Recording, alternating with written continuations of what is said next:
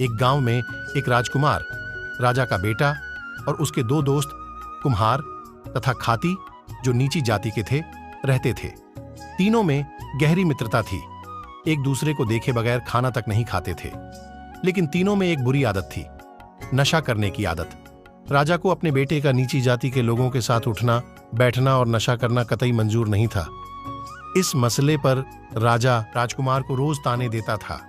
राजकुमार भी प्रतिदिन के ताने सुन उबने लगा था। दूसरी तरफ दोनों मित्रों के परिवार वाले भी उनके काम धंधा न करने और नशे की आदत से परेशान थे। राजा और दोनों मित्रों के परिवार वालों ने इस समस्या से छुटकारा पाने के लिए अपने बेटों को घर से निकलने पर रोक लगा दी।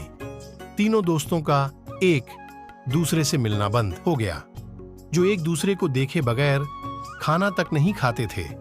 अब उन्हें घर की चारदीवारी में कैद कर दिया गया था। एक रोज किसी न किसी तरह वे एक दूसरे से मिले और घर से भागने की रणनीति बनाई। अगले ही दिन तीनों मित्र अपना सामान लेकर घर छोड़कर चले गए। तीनों घर से भाग तो गए थे, लेकिन अब रहना कहाँ है, ये एक बड़ा सवाल था। चलते चलते वे अपने गांव से बहुत दूर पहुंच गए। जहां उन्हें एक बहुत सुंदर महल दिखा तो उन्होंने वहां एक दिन रहने की सलाह बनाई। जब उन्होंने महल के अंदर जाकर देखा तो उन्हें ऐसा प्रतीत हुआ मानो इस महल की कारीगरी बहुत बड़े विद्वानों द्वारा की गई हो।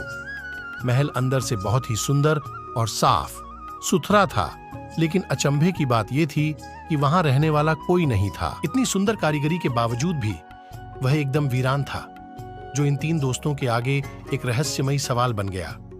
महल के बीच में केवल एक काली भैंस बंधी रहती थी, जो बिना अपनी पलक झपकाए तीनों को लगातार घूर रही थी। भैंस प्रतिदिन एक बाल्टी दूध देती थी। महल में खाने पीने का सामान भी भरपूर था। दिन प्रतिदिन वे अच्छा खाते और एक बाल्टी दूध मिल बांट कर पीते। दिन अच्छे गुजर रहे थे, लेकिन घर में किसी आदमी का ना होना अभी भी एक बड़ा सवाल था। एक रात तीनों दोस्त सो रहे थे, लेकिन राजकुमार को यह बात सता रही थी कि इतना सुंदर महल आखिर है किसका, जो इस कदर वीरान पड़ा है। अचानक राजकुमार की नजर खिड़की की ओर पड़ी, जहां एक बहुत ही सुंदर स्त्री राजकुमार को इशारा कर अपनी ओर बुला रही थी। राजकुमार इस वीरान महल में इतनी सुंदर स्त्री को देख दंग रह गया और अपने दोस्तों को बताए बिना उसके पीछे पीछे चल दिया। वह केवल उसकी सुंदरता पर मोहित होकर स्त्री के पीछे नहीं गया था, बल्कि कारण था सवाल से पर्दा उठाना। इस बीच उसने देखा भैंस, जो पूरे दिन खुट्टे से बंधी थी, वहां से गायब थी, जैसे उसे किसी ने मुक्त कर दिया हो। जब वह स्त्री राजकुमार को अपनी सीमा में ले गई, तब उसने अपना भयानक रूप दिखाया। उसके दांत मानो उसके मुंह से भी बड़े हो गए, बाल जमीन से सट गए। एक काला रूप जो उसकी वास्तविकता दर्शा रहा था, राजकुमार को अपने भयंकर दांतों से चबा गई। सुबह हुई तो दोनों दोस्त उठे। राजकुमार, जो उस डायन का शिकार हो चुका था, कि ना दिखने पर उनके मन में अलग अलग धारणाएं बनने लगी, जिसमें मुख्य भी राजा का बेटा हम गरीबों के साथ भला कितने दिन रह सकता है, चला गया होगा। दोबारा रात हुई। भैंस केवल रात को ही दूध देती थी। अब भैंस ने 2 बाल्टी दूध देना शुरू कर दिया था। भैंस का यूं अचानक 2 बाल्टी दूध देना कुम्हार को खल गया। अब उसे भी रात को नींद सताने लगी।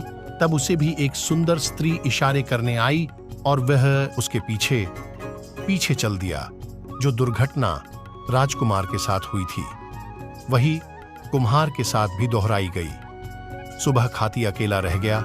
अब जब कुम्हार भी गायब हो गया तो उसे शक होने लगा कि महल में कोई गड़बड़ जरूर है, अन्यथा दोनों मुझे अकेला छोड़कर नहीं जा सकते। जब वह रात को अकेला दूध निकालने गया तो भैंस ने 3 बाल्टी दूध दिया। उसे अब भैंस पर शक होने लगा था। उसने रात को न सोने का निर्णय किया। उसने सारी रात छुपकर भैंस की निगरानी की। जब डायन का समय हुआ तो फिर से वह एक स्त्री का रूप लेकर खांसी के कमरे की ओर चल दी। इस दृश्य को देख खाती अत्यधिक भयभीत हो गया। अब उसके पास वहां से भागने के अलावा और कोई दूसरा उपाय नहीं था। उसे वहां से भागता देख डायन अपने भयंकर रूप में आ गई और भागते भागते दोनों महल के बाहर पहुंच गए। खाती डायन से बचने के लिए पैर पर चढ़ गया। सुबह होने में कुछ ही पल बचे थे। देखते ही देखते सुबह होने लगी। दूर से एक राजा अपने घोड़े पर सवार वहां से गुजर रहा था। राजा को देख डायन ने दोबारा सुंदर स्त्री का रूप बना ली। राजा स्त्री को देखते ही रुक गया और उसकी सुंदरता देख उसे अपनी रानी बनाने का निर्णय करता है। राजा ने खाती से जो पैर पर चढ़ा बैठा था, स्त्री का मौल भाव किया। असल में डायन का खाती तो डायन से मुक्त होना चाहता था। उसने कहा, राजा RS5 दो और स्त्री ले जाओ। उसने RS5 में अपना पीछा भी छुड़वा लिया और डायन भी भेज दी।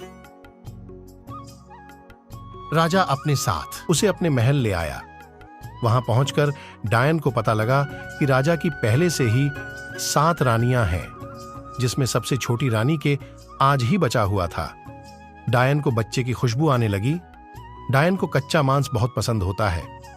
रात को सबके सोने के बाद वह छोटी रानी के कमरे में गई और बच्चियों को वहां से उठा लाई और बच्चे को भी खाकर मार डाला। अगले दिन सुबह जब बच्चा ढूंढने से भी नहीं मिला तो यह सबके लिए एक रहस्य बन गया। राजा की सबसे बड़ी रानी बजरंगबली की भक्ति थी। उसे महल में डायन होने का एहसास होने लगा था। वह समझ चुकी थी कि राजा एक रानी के रूप में महल में डायन ले आए हैं। जब उसने डायन के बारे में राजा को बताया तो राजा इतनी सुंदर स्त्री को खोने के डर से उन्हें झूठा ठहराता रहा। थोड़े दिन बाद एक रानी को दोबारा बच्चा हुआ। तब भक्त रानी ने राजा को रात में न सोने की सलाह दी ताकि राजा अपनी आंखों से देख सके और डायन के अस्तित्व पर यकीन कर सके। डायन खरी हुई उसे बच्चे की महक सताने लगी। वह बच्चे की महक के साथ साथ रानी के कक्ष की ओर बढ़ने लगी। राजा और भक्त रानी भी डायन के पीछे पीछे चल दिया। जैसे ही डायन ने बच्चा उठाया, वह अपने भयंकर रूप में आ गई। उसके इस भयंकर रूप को देखकर सबकी आंखें बाहर आ गईं। जैसे ही उसने बच्चे को खाने की कोशिश की, राजा और भक्त रानी ने उसे पकड़ लिया। भक्त रानी ने इसी डर से अपने गुरुजनों को महल में बुला रखा था। सभी गुरुजनों ने अपने तंत्र मंत्र के साथ डायन पर काबू पाया तथा एक श्मशान क्षेत्र के बीच चौराहे पर उसे दफनाया गया। भैंस बनी डायन कहानी आपको कैसी लगी? कृपया कमेंट के माध्यम से जरूर बताएं।